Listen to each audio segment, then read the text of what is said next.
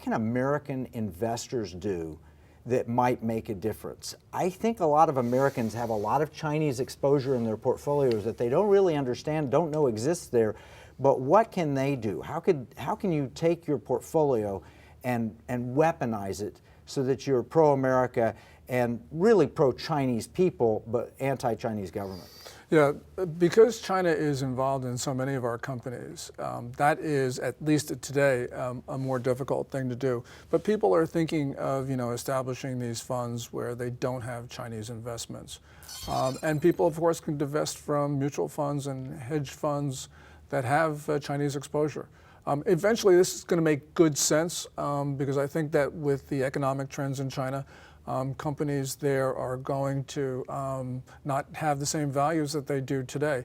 We have seen a number of prominent Chinese companies come back and report results that have shocked the markets. And the Chinese stock market, as we know, over the last, since 2015, has not been a good performer. The Chinese currency is now weak. It would be a lot weaker if Beijing no longer has the ability to support it. So an investment in China actually is probably, just forget everything else we've been talking about. It's risky, yeah. It's extremely risky, and the risk has not been priced into the values in the market. Even though values have come down a lot over the 4 years, they're still not adequately priced in. Well, and there are these other risks beyond that individual company risk where the accounting practices aren't transparent. We have Across no the board. idea.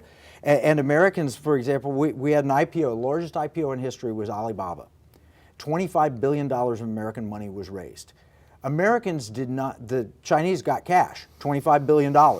What we got were certificates of a Cayman Islands corporation that is a business entity that really isn't Alibaba. It has no corporate governance ability, it has no insight into the actual accounting, but it might get some cash flows if Alibaba allows them to flow through to the Americans. But other than that, we got a pig in a poke, in my opinion. The legal structure that Alibaba constructed in order to list on the New York Stock Exchange is questionable from an internal Chinese legal point of view. We saw the same thing at the turn of the century, where China actually attacked similar legal structures and were able to force divestitures by foreigners, especially in the telecom area. So this is, again, not some theoretical concern. If Beijing decides it wants to change its mind, it can change its mind. And they're looking to raise another $20 billion internationally and a potential additional. And Hong Kong Stock Exchange originally turned them down because in Hong Kong, which is de facto controlled by China, there's some separation there, but bottom line is in Hong Kong, they said this doesn't meet the standards of something we can offer. This is a really bad sign when Alibaba's owners want to bail out by issuing more stock. So this, I think, is an indication of extreme concern among the Chinese business community. We've seen these periods of great capital outflow. So for instance, in 2015, Bloomberg estimated net capital outflow from China was $1.0 trillion. Wow. 2016, that number went up, probably 1.1, 1.2 trillion. Since then, that number's come down a lot, but only because China has instituted even more draconian capital controls, many of them unannounced. It made China basically look like a banana republic.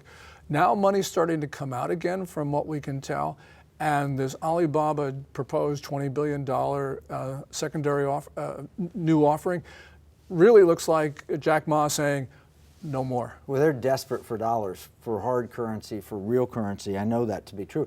I also know there's a gentleman that's done a China deep dive, and he's found Enron-style accounting. Dan David, I think, is that he has looked at, and he says these aren't real companies. They're not real earnings, and yet they're IPO'd and sitting on the New York Stock Exchange.